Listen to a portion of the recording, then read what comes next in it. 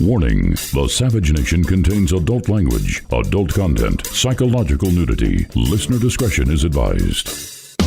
And now, the world's most exciting podcast, The Savage Nation, home of borders, language, culture. And here he is, New York Times best-selling author and National Radio Hall of Fame inductee, Michael Savage.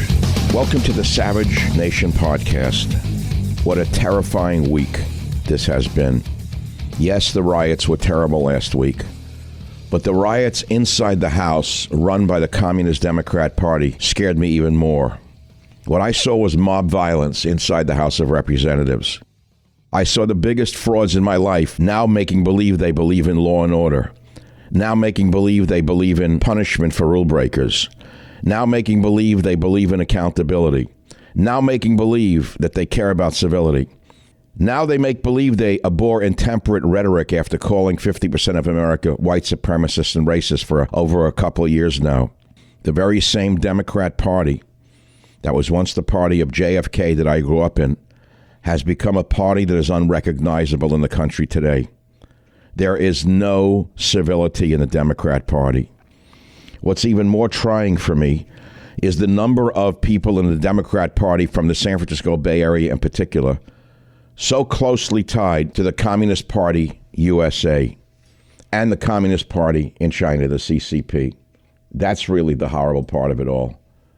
That's really the part that scares me the most. So today we're going to talk about impeachment hysteria, Dems provoking 50% of America. Why do they want more rage? Why do they want more violence in this country? They say they believe in a peaceful transition of power. Really? In 2016, they didn't. They rioted. Now they believe in the Electoral College. Now they believe in the legitimacy of the people's vote. Now they believe in bringing in the National Guard to control public or civil unrest, at least when it comes to protecting their behinds. Now they love guns, at least when their safety is at risk. Now they honor the founding fathers, don't they? Are you kidding? As we watch the Democrats in the House impeach President Trump for the second time in 13 months, which was a fundamentally agitprop, there was no point to this. Why were they doing this? He'll be out of office in a short period of time.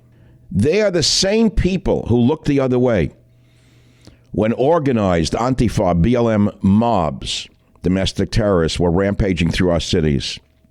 They looked the other way by normalizing the BLM thugs and the Antifa thugs. Yesterday, Republican Rep. Pat Fallon of Texas said, last summer, the Antifa and BLM riots swept across our country. Businesses were destroyed. Cities burned. It was not like the horrible hours we had on January 6th, but rather they went on for weeks and in some cases months. So if there's any silver lining in this dark cloud, it's that our friends across the aisle have come to realize that riots are bad. We conservatives have known this all along, end quote. That's the sad truth, but it gets worse. If you dig into this in depth, it gets even more terrifying to believe that Pelosi would choose Eric Swalwell, caught up in a China spy scandal himself, to lead the House impeachment. Think about what she's saying. Why would she do this? Is she answering to people in China? Or is she just trying to shove it to all the rest of us who know what's going on? In the Senate, we have Feinstein, who had a Chinese spy driving for her for many years. It goes on and on. The deep ties between the Pelosi wing of the Democrat Party and China are frightening. It makes you wonder, doesn't it? Is there a connection between the Communist Chinese Party and the Democrat Party? As I woke up this morning, I was trying to formulate what's going on for this great audience on the Savage Nation podcast. And I said in a very simplistic or simplified way, you could say that the Democrat Party represents the internationalists. And in a broad way, the Republican Party represents, to a certain extent, the nationalists. Right now, the internationalists have won. But think about it. Internationalists, a world without borders. Sounds good, doesn't it? Not good. Not very good indeed. What is the national song of the Communist Party. It's called the Internationale. Did you know that? The communists have long dreamed of an international world government. That is what the Democrats stand for. They have undermined the legitimacy of this presidency right from the beginning with a fake Steele dossier, the fake collusion with Russia, the lie about rigging the 2016 election. This is impeachment. It's an impeachment of America is what it is. Today we're going to talk about all of these things, especially when you see who Pelosi has chosen to run the impeachment. Swalwell, deeply enmeshed in a China spy scandal.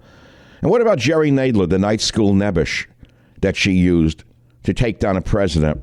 We'll talk more about him in a moment. You know Nadler, don't you? The small guy with pants worn up to his breasts, looking like a disheveled public defender who lost too many of his cases. Why would she choose that nebbish? Again, to insult America. But where do most Americans stand on this charade, this travesty? Most Americans want compromise. That's according to Mark Penn, who was director of the Stagwell Group and chairman of the Harris Poll. Most Americans want compromise. Who is Mark Penn?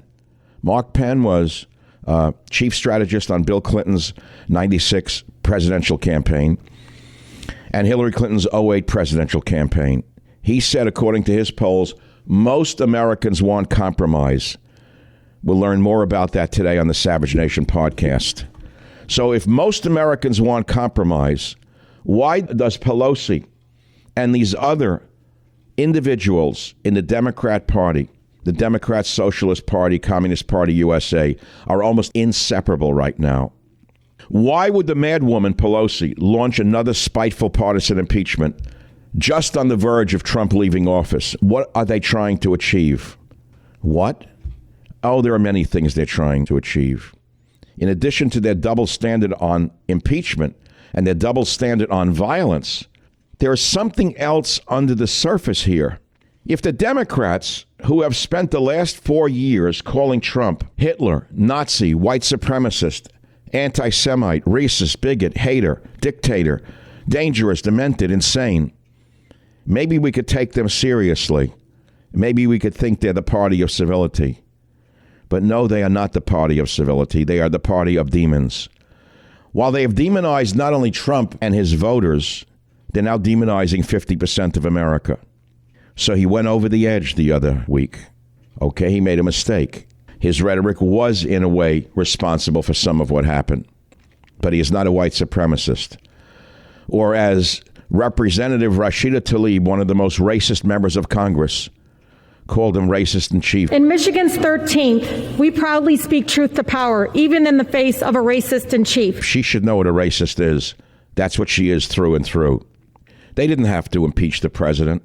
They could have censured him and he would have gone quietly into the good night. That would have been it. But why are they doing this? Why are they doing this?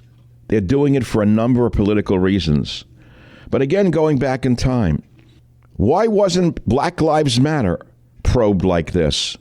Do you remember what they were doing in this country? Do you remember when BLM Antifa rioters locked police from Seattle in a building and tried to burn them alive? Where were the Democrats then? Where was Pelosi then, eating her $100 ice cream? How about when police were attacked with Molotov cocktails and bricks? How about when whole regions of a city were looted and set on fire at a cost of billions of dollars? How about when parts of Seattle and Portland were turned into so-called autonomous zones in which people were murdered?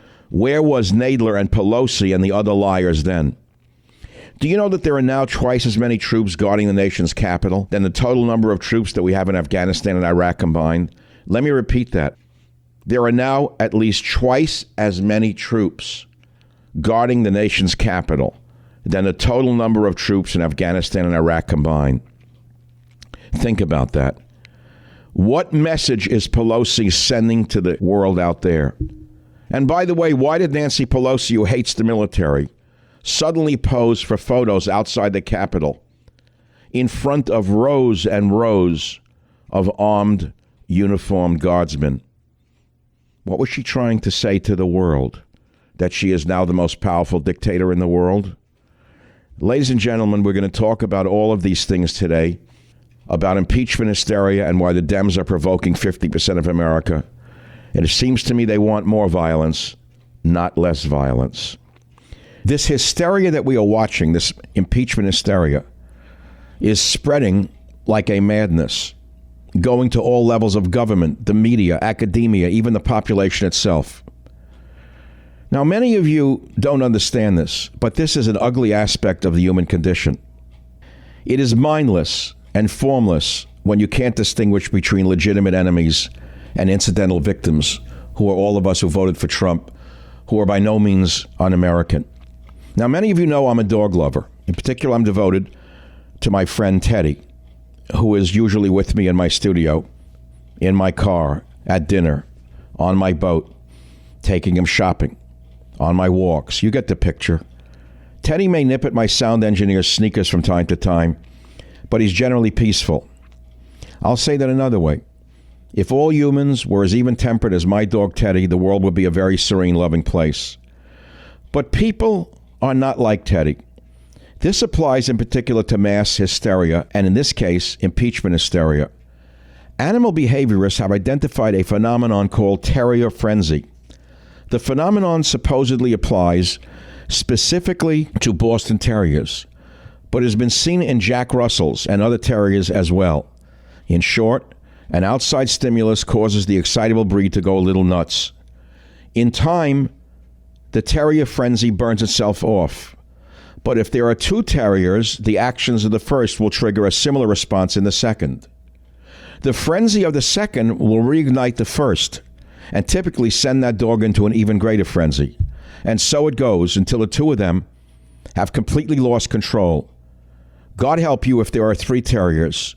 And in the case of Pelosi, Schumer, and Nadler, we have more than three terriers. We have three vicious, mad dogs. Impeachment hysteria is like that. That's what impeachment hysteria is like. It's like terrier frenzy. Michael Savage, a host like no other. I love CryoFreeze. Now, look, there are tons of pain relief CBD products out there. As you know, I don't use marijuana. I'll be very clear. I will not use THC. So you say, well, why are you pushing the CBD product? Hey, it works. I unfortunately hurt my back recently, and I'm telling you this stuff works. It's astounding, or I wouldn't promote it. I wouldn't tell you about it. Chronic pain is the worst. It's more than a feeling of discomfort. It can destroy your whole life. You probably have some type of pain that prevents you from relaxing and sleeping, stops you from exercising. Maybe it's been for a few weeks, and no matter what you try, it hasn't worked. Well, I can relate to that. I don't know how I hurt my back. I really don't remember what happened. I've had good back my whole life, and all of a sudden, luckily, I had CryoFreeze. It's a roll-on. It's not sticky. It's not gooey. It has a beautiful scent, and it works. That's the beautiful part. It's a non-prescription, triple-action pain relief roll-on, and they specially formulated it to block pain receptors, reduce inflammation, improve muscle and joint flexibility. It's 100% natural. It's CBD-powered. It works its magic within 10 minutes. I promise you, it worked for me. And relief lasts up to 8 hours, much longer than over-the-counter products out there. Here's the good news. Not only does CryoFreeze work, Omax Health is offering my listeners 20% off a full bottle of CryoFreeze CBD pain relief roll-on. This discount also applies towards any product on their entire site. Just go to omaxhealth.com, enter code SAVAGE. You're going to get 20% off CryoFreeze and anything on their site. Are you still not sold? I can tell you pro athletes such as PGA Pro golfer Kyle Stanley uses CryoFreeze CBD to recover both on and off the course. And go look at the product reviews. They've got 95% 5-star reviews, page after page of customers saying they've tried everything, and Omax CryoFreeze is so good, they're now buying it for their family and friends too. Anyone from athletes to Grandma Josie can benefit from this immediate pain relief. If you have pain that won't go away, then you qualify for Omax CryoFreeze. I don't care what your age is. Simply roll it over where it hurts and ice out the pain. It is not a messy cream. It's not a horrible fragrance like some of those terrible products out there. CryoFreeze smells great, works within 10 minutes of application, improving physical, training, recovery, and performance. Please go to omaxhealth.com, enter code SAVAGE to get 20% off CryoFreeze and anything on their site. I'm telling you, this product is the real deal. So go to omaxhealth.com, enter code SAVAGE to get 20% off on this product and anything on their site. Let me go back again to the beginning. I would not promote this product if it didn't work. CryoFreeze Roll-On Pain Relief works. It is amazing. It's helped me. It's going to help you. Just go to omaxhealth.com, enter code SAVAGE. You're going to get 20% off CryoFreeze and anything on their site. Let me add one other kicker on this CryoFreeze. As you know, I have a PhD from the University of California at Berkeley. I looked into the science of CryoFreeze CBD roll-on compared to BioFreeze, Icy Hot, and Bengay. I'm going to tell you, CryoFreeze beats them hands down. It has 8.5% menthol.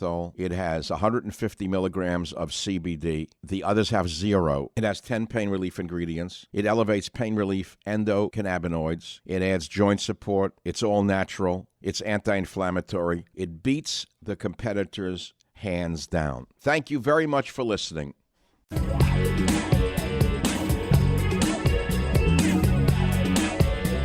All right, well, I have my coffee. I've gotten through half of it right now. Living well is the best revenge, even through troubling times. That's why I do my cooking videos at night.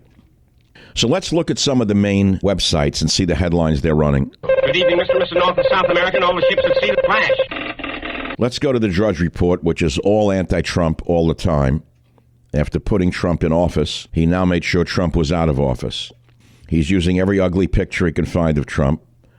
144 hours left, impeached again, historic disgrace, White House clearing out, flight risk, with the ugliest pictures of Trump you've ever seen. Entire National Mall to close on Inauguration Day. Soldiers flow into Capitol in scene reminiscent of Civil War. Questions swirl around possible insider help for attack. FBI tells police chiefs to be on the alert around the nation. FAA chief vows zero tolerance approach to disruptive passengers, jail time. The impeachment has divided America very badly. The leaders who wooed Donald Trump face tricky reset, but Republicans and Democrats agree the country is falling apart. Thank you, Nancy. We really appreciate your stunt. All for your mad ego. Now let's jump to the Savage Nation website, michaelsavage.com.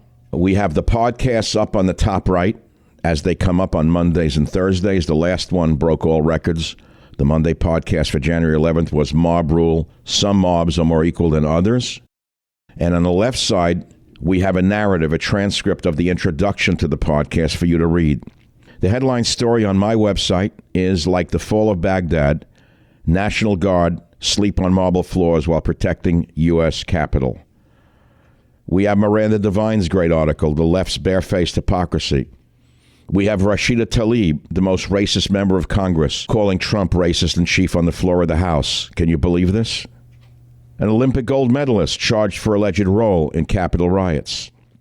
CNN's Jake Tapper, one of the slimiest creatures to have ever appeared on the silver screen, has finally been called out for questioning a disabled veteran GOP rep's patriotism for opposing impeachment. Yep. That's relevant. What you're saying right now is relevant because Congressman Brian Mast, a Republican from Florida, who lost his legs, by the way, fighting for democracy abroad, although I don't know about his commitment to it here in the United States. Shame on you, Tapper. You're the lowest form of humanity. Also on michaelsavage.com, don't miss this story. Former Senator Barbara Boxer, the big mouth from Brooklyn, who lived in Marin County and poisoned the atmosphere here for 20 years in the Senate, had to admit she is now working for a Chinese surveillance firm. Why are so many Democrats, Swalwell, Boxer, Feinstein, so deeply connected to the Communist Party? Anyone have an answer for that? Let's jump to Newsmax.com. Poll, Republican voters side with Trump over McConnell. Senator Graham urges Biden to call off impeachment. Good luck. Francis Lemaire says U.S. turmoil and alarm for Western democracies. No kidding. Airbnb to cancel D.C. bookings as police warn of militia threat. House lawmakers face fines for bypassing metal detectors. Oh, it's like not wearing a mask but telling us to wear them. Don Trump Jr. joining Exodus out of New York for Florida. Let's go to the New York Post on the Savage Nation podcast. Siegfried, half of famed magic act Siegfried and Roy, dead at 81. Miranda Devine article, again, the left's barefaced hypocrisy, great article. D.C. rioters reportedly use walkie-talkie app to coordinate Capitol siege. The Sopranos movie gets a new opening date. That should be fun. Parler CEO says social media app may not return. I warned you about Parler, but you didn't listen to me. Many of you didn't listen to me. Now let's go to Breitbart, another great site. UK bank threatens to cancel accounts if customers refuse to wear masks. COVID, 1984. Social credit system advances in West. Vaccine passports begin this month. Jobless claims to 965,000, much worse than expected. Don Lemon, one of the stupidest, most evil people in the media, says if you voted for Trump, you're on Klan and the Nazi side. If you voted for Trump, you voted for the person who the Klan supported. You voted for the person who Nazis support. You voted for the person who the alt-right supports. That's the crowd that you are in. Drop dead, Don Lemon. Drop dead. You're calling me a Nazi? You bastard? Oh. Let's jump over to the foreign site that I go to every day, the Jerusalem Post. See if there's anything to do with our country. Not much, other than about wary of Biden attack on Iran. Israel revisits military options report. They should be very, very wary of Biden on Iran. The Democrat Party will make nice with Iran and again shove Israel to the curb. No question about that. No question about that. Finally, I want to go over to one more site that I go to on a daily basis because it's the most, let us say, well, I grew up on it. It's anti-Trump, anti-American, anti-Republican, anti-white. It's about anti-everything, everything I believe in. It's called the New York Daily News. See it. NYPD cop stabbed in the neck by NYC woman in her home. You see the crime going on in New York? Can't notice that. Can't notice what's going on in New York City under this communist running it. 2 off-duty Virginia cops, after posing for photos during riot, busted for roles in U.S. Capitol insurrection. Retired PA firefighter also arrested. Very sad that so many police and firemen, patriots to their core, are being arrested and tried simply for showing up in Washington, D.C. I hope they get a good lawyer. Let me repeat again. If they broke the law by going over the line, by breaking into the Capitol, that's one thing. If they were simply voicing their protest loudly outside the Capitol, that is protected speech. Are you listening? Listen very carefully. There's so much more. But the fact of the matter is America seems to be dying on the vine. Do you think it's helping, this stunt that Nancy Pelosi is pulling? She's doing it simply for the world to see her prancing around in front of the National Guard so she could be the most powerful woman on earth. It would all be a joke if it was just a joke. But America is not a joke. Ladies and gentlemen, this is the Savage Nation podcast, breaking new records every day. The Savage Nation. It's Savage on demand. You know, I just learned about a home title theft operation that should scare you to your core. I'm not talking about you have to own $1 million house or more. Let's say you own a modest priced house. Do you know this could happen to you, which could ruin you financially? Here is how the thieves are doing it. You may not know this, but the legal titles to our homes are now kept online, not in a safe anymore. Remember when your parents had a house? The title was on a piece of paper or locked in a safe? Well, now the titles to homes are online where they can be hacked. A cyber thief finds your home's title, forges your signature on a quit-claim deed stating that you sold your home to him, and then the thief takes out loans against your home until your equity is drained, gone, finished. You won't know until the collection calls pour in. You are not protected by insurance, your bank, or common identity theft programs. They do not protect your home. Only Home Title Lock protects you this way. And in the unlikely event you become a victim of title theft, while you're a member of this, Home Title Lock will spend up to $250,000, up to $250,000 in legal fees to help restore your home's title. It's the greatest deal around. You got to go to HometitleLock.com. You put in your address to see if you're already a victim. That costs nothing. And then use code RADIO for 30 free days of protection.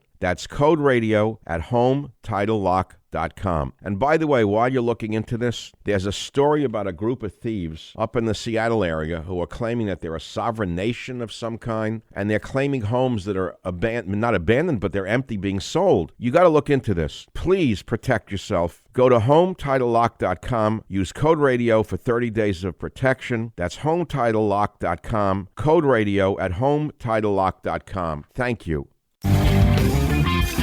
These are very difficult times in America. We have sore winners, Pelosi and Schumer, who have won it all. They won the whole game, and yet they provoked half the nation with their viciousness of impeachment. I've asked President Biden, the incoming President Biden, to please step in and heal the nation. We cannot risk another civil war. Schumer, Pelosi must be stopped before the nation burns. That's my opinion. Now, to add insult to injury, not only did Pelosi pull the stunt of another impeachment just before Trump is about to leave office, but who did she use to lead it? A Chinese spy and the night school nebbish, Jerry Nadler. Who is Jerry Nadler to play tough guy in trying to take out a president that you and I elected? He's leaving office anyway. Nadler is nothing but a night school nebbish trying to act like a tough guy and finish off America on false pretenses. Jerry Nadler looks like he just came out from behind a deli counter in Brooklyn where he was caught with his finger on the scale by an inspector. But do you actually know who Jerry Nadler is? Listen, this is who Pelosi chose to insult America. Nadler got his BA in government from Columbia. Okay. Then he worked as a legal assistant. And in 1972, he got into politics as a legislative assistant for the New York State Assembly. But that wasn't good enough for the nebbish. So he became a shift manager at New York's off-track betting. You know who runs that, don't you? And where did Nadler then get his law degree? At night school, at Fordham University School of Law.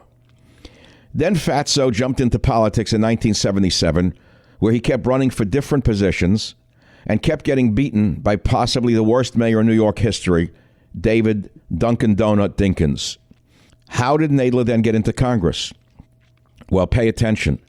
The man running the impeachment hearings today got in because Ted Weiss, a congressman who was running for re-election, died one day before the Dem primary in New York, and the machine inserted this night school lawyer, Nadler, into his place. In other words, he was put in there by default. Nadler was a staunch defender of Bill Clinton during his impeachment in 1998, using many of the arguments to defend Clinton that he's now going completely against. During the Bush administration, he made attempts to impeach George W. Bush, giving up saying in 2007 that doing so would be pointless and would distract from the presidential election. And what is he doing now? Here is a man with no accomplishments to speak of, besides losing 100 pounds through surgery. A small man in stature and accomplishments, a man you may recognize with pants worn up to his breasts, looking like a disheveled public defender who has lost too many of his cases at night. And now he wants to take down America in this feud against Donald Trump. Let me read this to you about why he hates Donald Trump. And this is from the New York Post. It's a quote.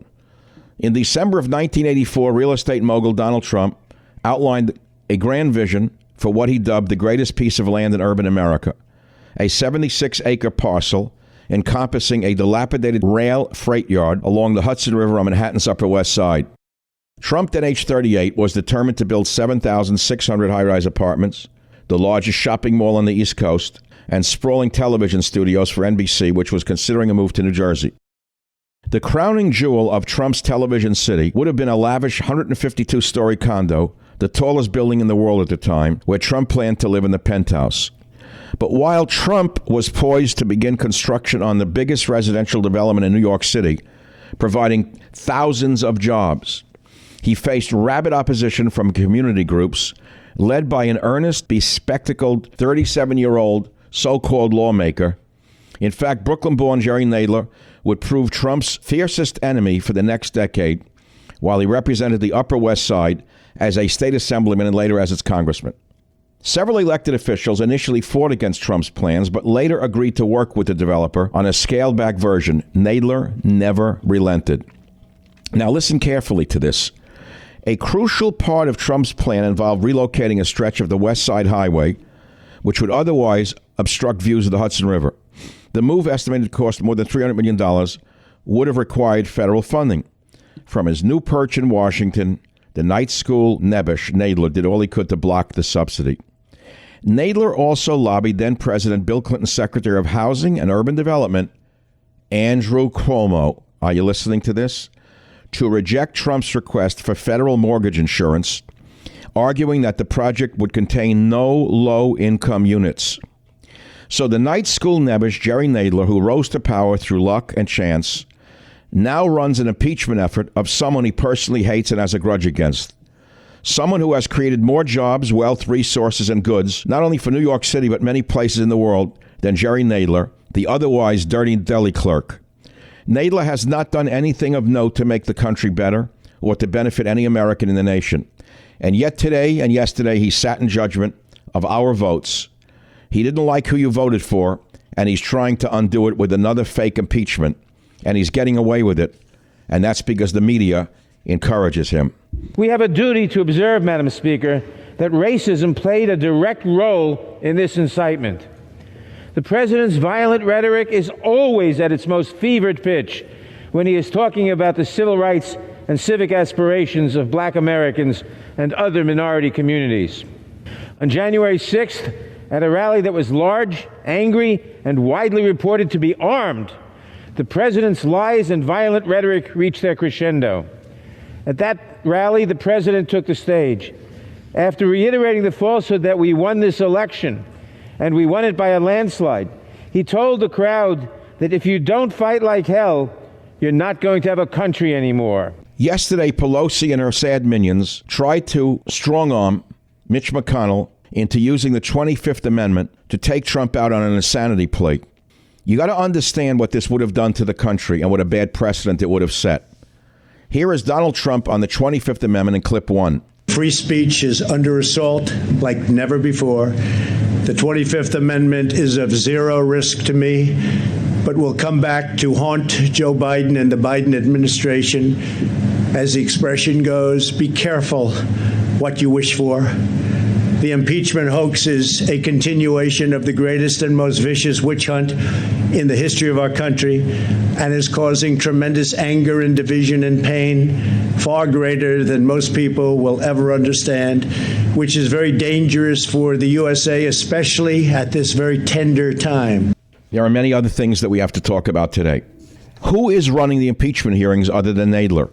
None other than this Congressman Swalwell, who was enmeshed in a Chinese spy scandal just a few weeks ago.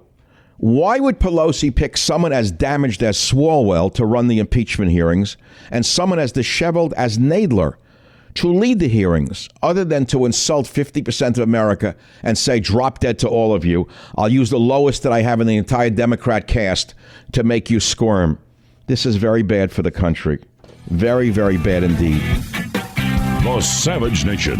It's savage, uncut, unfiltered, and raw. You have members of your cabinet that are being booed out of restaurants. Who have protesters taking up at their house. Who's saying no peace, no sleep. No peace, no sleep. And guess what? We're going to win this battle because while you try and quote the Bible, Jeff Sessions and others, you really don't know the Bible. God is on our side. You're in the arena, you got to be ready to take a punch. You got to be ready to throw a punch for the children. And I don't think, even in states where Donald Trump won big, that it does you any good running away from Donald Trump. I think you need to go back and punch him in the face. And that's my call to action here. Please don't just come here today and then go home. Go to the Hill today. Get up and please get up in the face of some Congress people. You cannot be civil with a political party that wants to destroy what you stand for, what you care about. That's why I believe if we are fortunate enough to win back the House and or the Senate, that's when civility can start again. But until then, the only thing that the Republicans seem to recognize and respect is strength. Michelle says that, when they go low, we go high. No. When they go low, we kick them. over 700 incidences of protests this weekend. Seeing that, they will be more forceful, more confrontational, and more prepared to push back on this administration. I think that the people are showing them this is what they would have us do. Let's make sure we show up wherever we have to show up. And if you see anybody from that cabinet in a restaurant, in a department store, at a gasoline station, you get out and you create a crowd. And you push back on them. And you tell them they're not welcome anymore, anywhere. So this is just a warning to you Trumpers. Be careful. Walk lightly. We ain't playing with you. Enough of the shenanigans. Enough is enough. And for those of you who are soldiers, you know how to do it. Do it right. Be in order. Make them pay. Never forget what I'm about to tell you. Americans want compromise. Not only does the media want division to make you watch television and buy newspapers and hit websites, but Pelosi is doing it simply to be the vicious woman that she is. How do I know most Americans don't want these impeachment hearings? Let me give you some data. According to Mark Penn, managing director of the Stagwell Group and chairman of the Harris Poll, despite the fights we see so often on cable news, the silent majority of Americans want compromise. Penn said, and remember who Penn is, he served as chief strategist on Bill Clinton's 1996 presidential campaign and Hillary Clinton's 2008 presidential campaign. He said overwhelming majorities want to see more compromise and less grandstanding. This sentiment is expanded upon in a recent Wall Street Journal op-ed in which Mark Penn writes that the nation is more moderate to center-right than traditional media makes it out to be. Here is what he says. Pay close attention. Even you liberals should pay close attention to what your leadership is doing to you on the Democrat side. Penn found, according to CNN exit polls, only 24% of voters identify as liberal, while 38% say they're conservative. That's according to CNN exit polls. That's according to Mark Penn. Another 38% are moderate. Despite the widespread publicity given the left since 2014, a good year for Republicans, the percentage of self-identified liberals declined 2 points, while the share of conservatives increased 3 points. A visitor from outer space watching our media would think we're 75% liberal, all like D.C. or Hollywood, Penn said. They would be shocked to learn 76% of Americans are moderate or conservative. This is very important for you to know today because the vast majority of Americans love the nation and does not believe everything that the vermin on CNN and MSNBC and everywhere else now, by the way, are telling you about America. But that low 24% controls every means of communication. Newsrooms, academia at all levels, movies, television, social media, levers of political power. They control the message, and they're indoctrinating an entire population to ignore what they actually see and only believe that 2 + 2 = 7. I'm Michael Savage. Remember what I just said to you. Americans want compromise. Pelosi and the Democrats with the media want this country divided. This is so bad for the country. To give you just one example of the extremist wing of the Democrat Party, let's go to one of the spokesmouths on MSNBC, someone named Eugene Robinson, who's asking how do we deprogram Trump supporters? Deprogram them. That's right out of communist China. Re-education camps. Listen to him in clip 2. The difference between the white citizens' councils and the Klan. Back in the days of Jim Crow, and the Klan was lower income. The white citizens' councils were the Josh Hawleys and Ted Cruz's of their day. So here's the situation, though. We have there are millions of Americans, almost all white, almost all Republicans, who somehow need to be deprogrammed. It's as if they are members of a cult, the Trumpist cult, and who have to be deprogrammed. But it gets even worse. Now let's listen to Representative Omar. Do I have to tell you who she is? Do you remember mentally ill Han Omar on impeaching Trump? She said it's just like the need to hold a murderer accountable.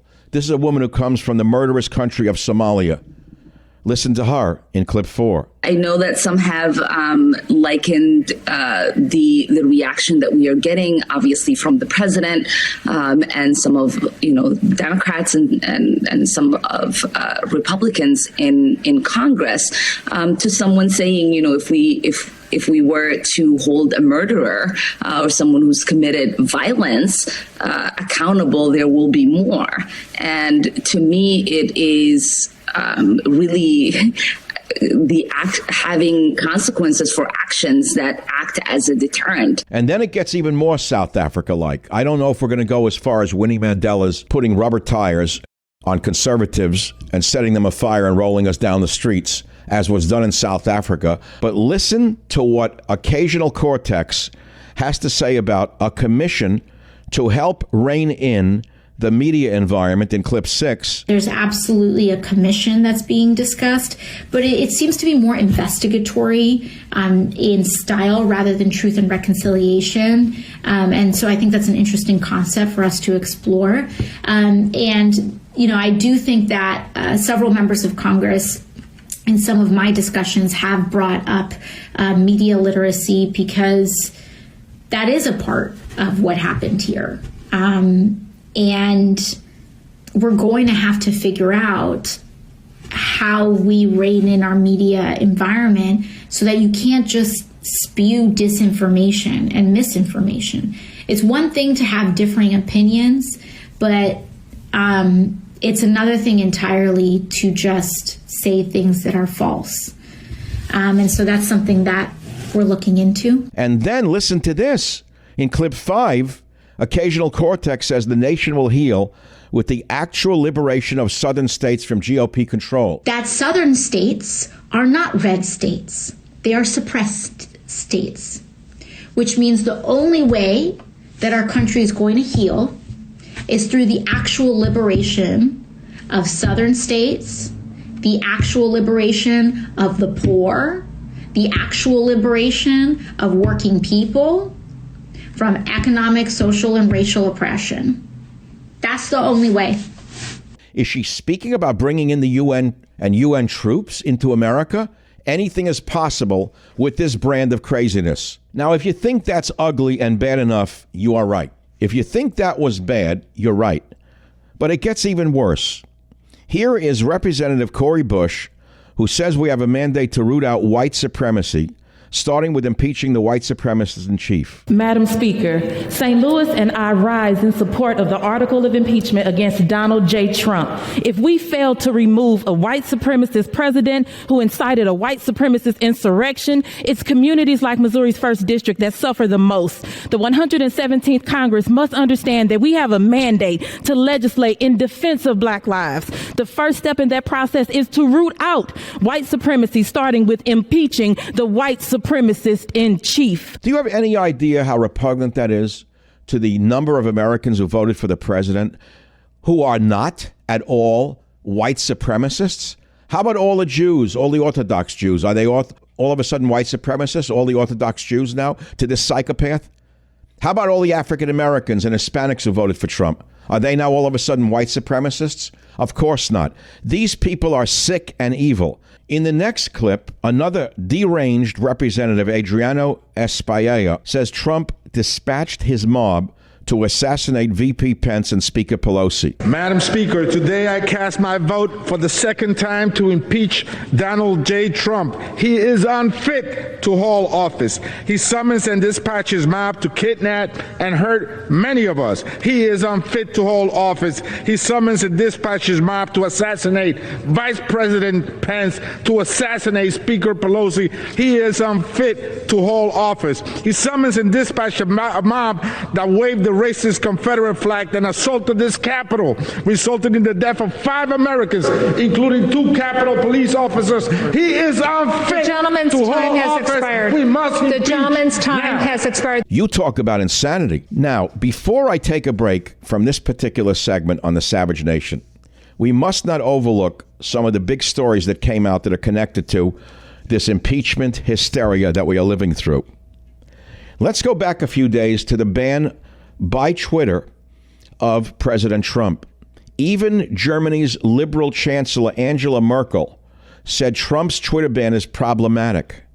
She said it's problematic because the president's ability to express his opinion is a fundamental right of elementary significance. This fundamental right, said Merkel, can be intervened in, but according to the law and within the framework defined by legislators, not according to a decision by the management of social media platforms. That's according to Chancellor Angela Merkel's spokesman, Stefan Seibert, in Berlin. Let me go on. This is very important because Merkel is a liberal. And she went on. Seen from this angle, the chancellor considers it problematic that the accounts of the U.S. president have now been permanently blocked. He added Twitter permanently banned Trump's Twitter account last Friday, citing, quote, the risk of further incitement of violence, unquote. Can you believe this? Seibert said Twitter and other platforms like Facebook and Google have a right to flag content they consider objectionable, but they also bear great responsibility for political communication, not being poisoned by hatred, by lies, and by incitement to violence. In other words, even liberal Chancellor Angela Merkel of Germany called Trump's Twitter ban problematic. Never forget what you just learned on the Savage Nation. These people have hijacked our freedom of speech. Now, there's another side note to all of this. The biggest loudmouth of all the Democrats was a loudmouth named Senator Barbara Boxer. It just surfaced the other day that Boxer was working and is working for a Chinese surveillance firm. Don't let that go by the wayside, because in the Bay Area where I live, Congressman Eric Swalwell was also deep enmeshed in a Chinese spy scandal, and he's running the impeachment game with Nadler. It makes you wonder, is the Chinese Communist Party somehow involved in this decapitation of 50% of the American people with this impeachment hysteria? I'm Michael Savage. I'll be right back. Home of borders, language, culture, the Savage Nation.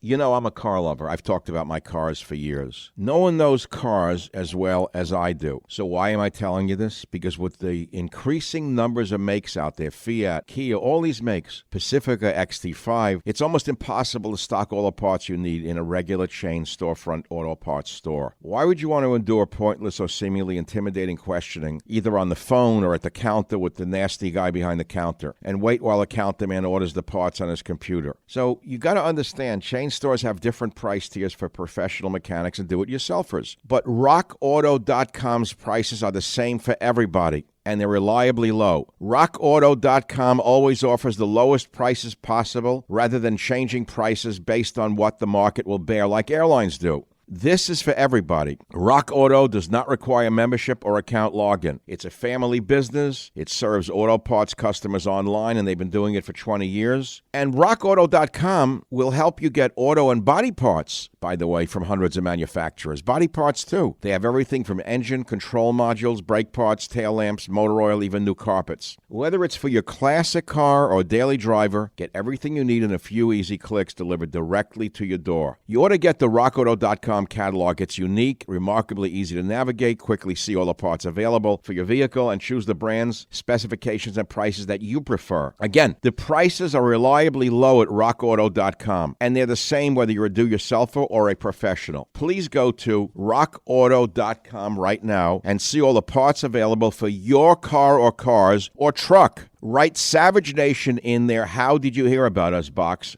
so they know that we sent you. That's very important to us. You go to rockauto.com, you write in Savage Nation in their How Do You Hear About Us box, so they know that we sent you. This is the best site in the world for auto parts, body or mechanical. Amazing selection, low prices, all the parts your car will ever need. rockauto.com, sent by Savage Nation. Thank you. So again, how did we get where we are today? How did we reach this point of what appeared to be mob rule, which it was, somewhat egged on by the president? Let's be clear about it. He has some responsibility. He should have come out on the portico and told them to calm down. He didn't. It didn't happen in a vacuum, is the point of today's podcast. Mob rule did not just occur in a vacuum. It's been going on in the country for a long time. Black Lives Matter, mob rule. Antifa, mob rule. Before that, Occupy movements, mob rule. Have you forgotten all of that? You forgot all of that. I didn't. And the continuous drumbeat of anti-Trump voter rants from the media. The anti-police hysteria that went on from the media and college professors. That's the kind of hysteria that triggered what happened. The hypocrisy of those individuals and what they were doing against the police and against Trump voters was a new low in the annals of mass hysteria. There was an old line, whatever he's for, I'm against. A kind of feral madness consumed half the populace at the mere mention of the name Donald Trump.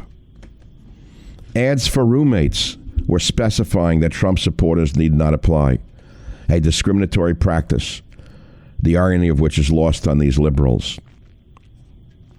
There's a large degree of post-election psychosis attached to what happened for the last 4 years.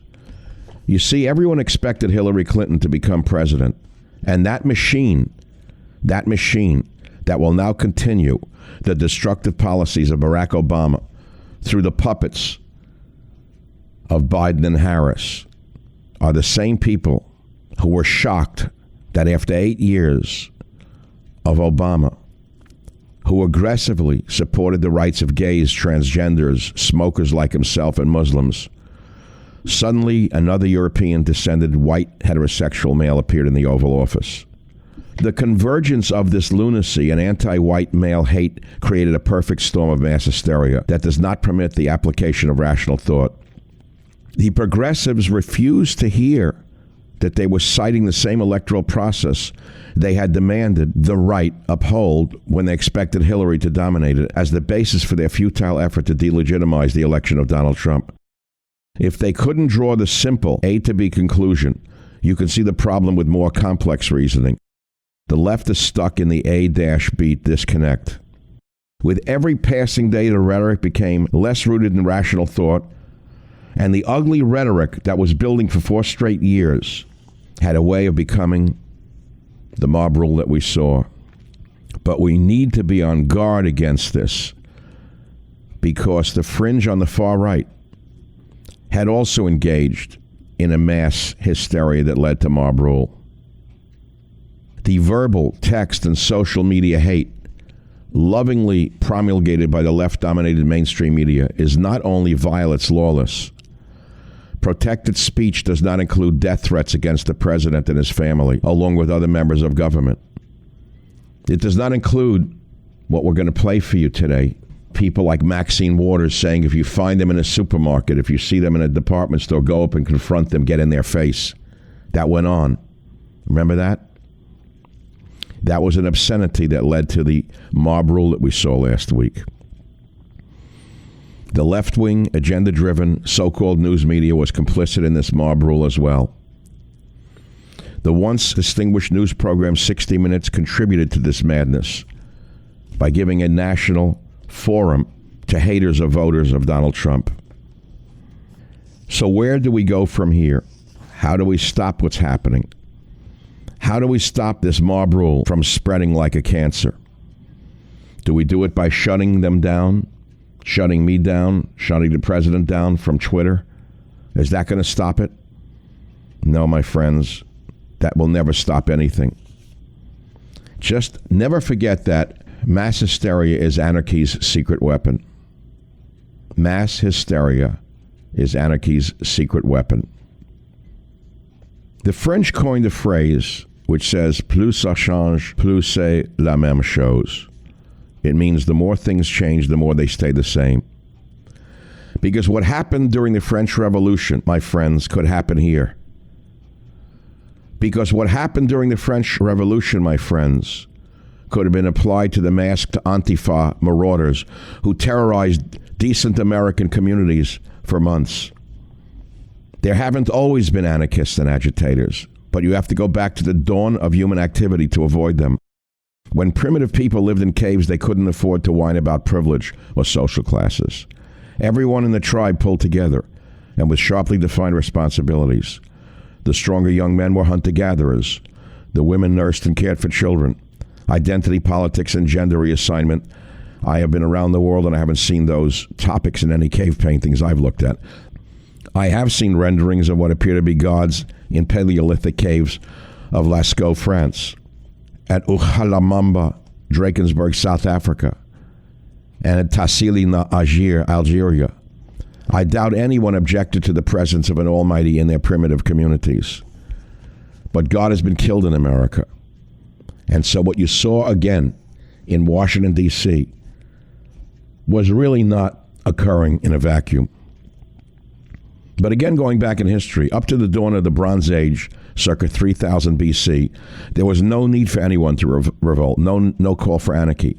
In fact, there wasn't even a word for the concept until the ancient Greeks coined anarchia and anarchos to describe the absence of rulers. Did you know anarchy means the absence of rulers? Now you understand why Antifa first took down the authority figures of the police and then spit on their mayors and governors. That's what anarchy means. Anarchia and anarchos, describing the absence of rulers. Historians agree that the concept was first used in a political sense in the play 7 Against Thebes, 467 BC by Aeschylus. In that drama, the character Antigone refuses to obey a political order not to bury her apparently traitorous brother Polynices. I will bury him alone, she said, nor am I ashamed to act in defiant opposition to the rulers of the city. Antigone acted with dignity and nobility. As the children of Oedipus, she and Polynices had learned to stand up for what was moral. However, acting in the name of honor and ethics is rarely the case with anarchists. The terrorist Guy Fawkes, whose likeness adorned the mask of modern-day anarchists, those face masks they wore, sometimes the black mask, sometimes the Guy Fawkes face. He was a Catholic who helped mount the gunpowder plot in England in 1605. The plan was to blow up Parliament and assassinate the Protestant King James I, a scholar for whom the King James Bible was named. But when the Catholic Lord Mounteagle was advised to stay home that day, he became suspicious and alerted the monarch. King James had the cellars under the Parliament searched. The gunpowder was found and the conspirators tracked down. Fawkes confessed under torture and was executed. Anarchists don't want discourse. Antifa, Black Lives Matter, refuse discourse. They don't want to level the playing field, but rather they sought to destroy it, while hiding behind masks or in the shadows, of course, so they will survive. This is not to say that factions in any society do not have legitimate grievances. Quite often they do. Throughout the history of civilization, there has been resentment and often struggle between the aristocracy, those who have had wealth and power, handed to them without earning it, and those who by birth are denied even the opportunity to better themselves. But socialists eventually warped and perverted this idea into meaning that everyone should have the benefits of society handed to them. Everyone. Thus was born the concept of class conflict, popularized by Karl Marx in the 19th century. You see where we are today? What we saw was a reaction to Marxism. Marxism. People knew it. In the core of their being, they knew that the anarchists in Antifa, the Black Lives Matter group, which was founded by self-avowed Marxists, they knew this. They understood this. There is an inherent wisdom in people. So where will this lead? How can we have a logical debate on our nation's state, our nation's policies, when we are now dragged into an emotional hysteria that has undermined our nation's mind? Where does this go? How do we get ourselves out of this? I'm afraid that the tsunamis of special interests are already stoking the divide their predecessors created with opportunistic stands. So let me conclude this opening to today's podcast by talking about crowd psychology, or mass hysteria, or mass hypnosis. It's insidious and stealthy. It falls into two categories. The first is positive hallucinations or hysteria, when you believe something is real absent any evidence, just because someone says so or it fits your preconceived notions. See? So now America, because of the media, believes that everyone in that crowd was a Nazi, a redneck, a Ku Klux Klan, a white nationalist, a gun-toting, toothless thug. That was created by Anderson Cooper, Jake Tapper, CNN, MSNBC, and all of the media moguls out there. That's a positive hallucination. The second category of mass hypnosis is negative hallucinations or hysteria. When you deny the existence of something real, despite overwhelming evidence that it exists. The media and government exploit both by selling the absurd notion that Russia cost Hillary Clinton the election. Get it? Or denying that France and England are crumbling under the weight of Muslim immigration. One is demonstrably untrue, the other demonstrably true. Yet those in denial refuse to accept reality in either case. You know, there was a thing that happened here in America on October 30th, 1938 in the media. You got to hear about this.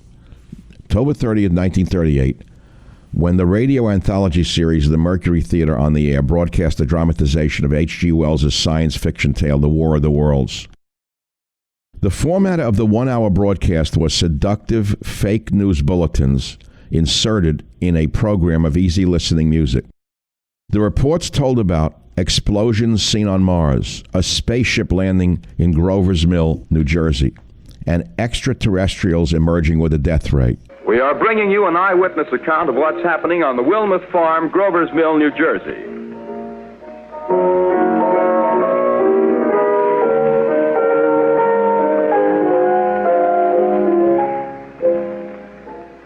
We now return you to Carl Phillips at Grover's Mill.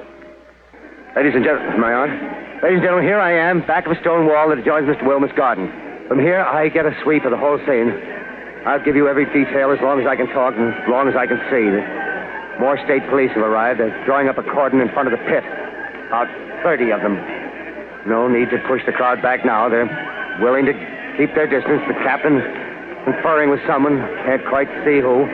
Oh, yes, I believe it's Professor Pearson. Yes, it is. Now they've parted, and the professor moves around one side, studying the object, while the captain and two policemen advance with something in their hands. I can see it now. It's a white handkerchief tied to a pole. Flag of truce. If those creatures know what that means, what anything means. Wait a minute, something's happening.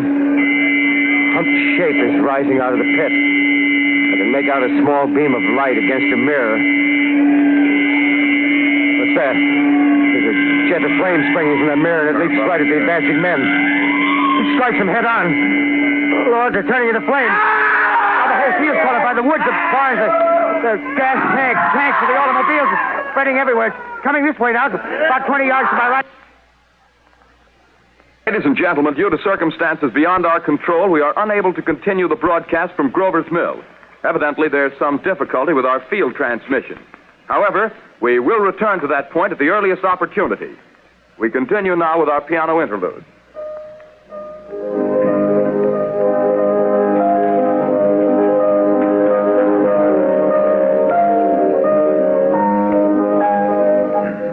Ladies and gentlemen, I've just been handed a message that came in from Grover's Mill by telephone. Just one moment, please. At least 40 people, including 6 state troopers, lie dead in a field east of the village of Grover's Mill. Their bodies burned and distorted beyond all possible recognition. The next voice you hear will be that of Brigadier General Montgomery Smith, commander of the state militia at Trenton, New Jersey. I have been requested by the governor of New Jersey to place the counties of Mercer and Middlesex as far west as Princeton and east to Jamesburg under martial law. The account went on to tell of similar landings across the country. Panic ensued because many listeners believed these stories that were early examples of fake news. They believed them. But it came from a reliable medium in a familiar format, spoken by familiar trusted voices. Now think about that for a moment. Listeners were driven to panic by a report about Martians. That was the stuff of science fiction magazines, of Flash Gordon and Buck Rogers comic strips, of the new Superman comic book series. Now people in the New York to Philadelphia corridor were relatively sophisticated in 1938. They weren't stupid. They read newspapers, subscribed to magazines, listened to the radio. How did this panic happen about Martians landing in New Jersey? Well, the reality, of course, is that Martians weren't the cause. How could they be? There weren't any. Instead, the panic was caused by otherwise rational people allowing their emotions to overcome their reasons. A century and a half earlier, founding father John Adams noted, "Facts are stubborn things, and whatever may be our wishes, our inclinations, or the dictates of our passions, they cannot alter the state of facts and evidence." What I'm trying to tell you is that the War of the World example, leading to mass hysteria that the Martians were landing, it gives us insight into how a fearful, easily manipulated audience often reacts to demagoguery or self-serving media, even when that media is innocuous. When the War of the Worlds broadcast aired, it was heard by an audience that had been primed for hysteria by the German annexations of Austria and parts of Czechoslovakia. Against this reality, there was just enough suspicion among this entertainment program's audience that they were prepared to think it was real. Sadly, with a little skepticism and a twist of the radio dial, they could have discovered there was no reason to panic. But they didn't. A necessary component of mass hysteria is the mob's desire to believe. The impact of the War of the Worlds hysteria was ultimately limited. Unlike earlier mass hysterias in our country, such as the Salem witch trials of the late 1600s, which I will talk about at another time. But how did this mob rule happen? How does mass hysteria begin? Well, you have to look at Google, Twitter, Facebook. You have to look at the algorithms. You have to look at the progressive sites that advance the progressive agenda. You have to look at this thought manipulation. That's how you begin to move centrists to the left and leftists to pure madness. Let me end this monologue by repeating that. What happened in Washington did not happen in a vacuum. The thought manipulation that led to this uprising was begun when centrists moved people to the left and moved leftists to pure madness. When the seeds have been planted and the mind control begun, the ground is fertile to cultivate mass hysteria. That is what happened. That is how people's passions got out of control. They told us to hate Trump, hate Russia. They never encouraged us to fear Hillary or Pelosi or Elizabeth Warren or immigrant gangs or drug gangs, because apparently they all serve the left's agenda. The blitz from Wolf Blitzer and the rest causes a brutalized, frightened, susceptible public to buy papers, watch TV, and visit websites to see the latest developments in what they've been told they should be worried about. Now we're supposed to be worried about Trump's sanity, one of the greatest lies of all time. The liberal media is now panicking us into believing Trump's liable to set off a nuclear war. I want to warn you again that Hitler used unwarranted fear to rally Germans and Germany against the Jews. In a September 1942 speech to the Reichstag, the German parliament, he generated fear when he said, repeating a promise he had made in a pre-war speech, quote, "If world Jewry launches another war in order to destroy the Aryan nations of Europe, it will not be the Aryan nations that will be destroyed, but the Jews." Now, what does it have to do with what we saw in Washington? Look at the war that is now being launched against Donald Trump and his supporters. Donald Trump and his supporters are now the new Jews. Do you understand what I'm saying to you? This has been going on for years, where the only target that was permitted to be attacked with impunity, with hatred, was the heterosexual white Christian male. And then, of course, you can add the Trump voter. We should be very, very worried right now. Very worried indeed, because hatred is in the air. And this hatred is being fomented by the media. The media has graduated to treason. And unfortunately, what we saw in Washington, which should have been the end of it, may have only been a prelude. Fans of the spoken word, welcome. This is a podcast. Greetings, pod recipients. You are entering the Savage Nation. Read the book. See the movie. Well, ladies and gentlemen of the Savage Nation, today we talked about the impeachment hysteria, which has been compared to neurotic dogs going mad. One starts barking, and then the other starts barking, and then the other starts barking and barking and barking. It is pure hysteria. Almost none of what they're saying is true. We've done the news of the day. We talked about the night school nebish, Jerry Nadler, being chosen to lead this charade. We've talked about Nancy Pelosi acting out like some commander-in-chief in front of the military, in front of the Capitol, acting out her wildest fantasies, while Americans want compromise according to liberal polls. Ladies and gentlemen, these are very, very difficult times for all of us.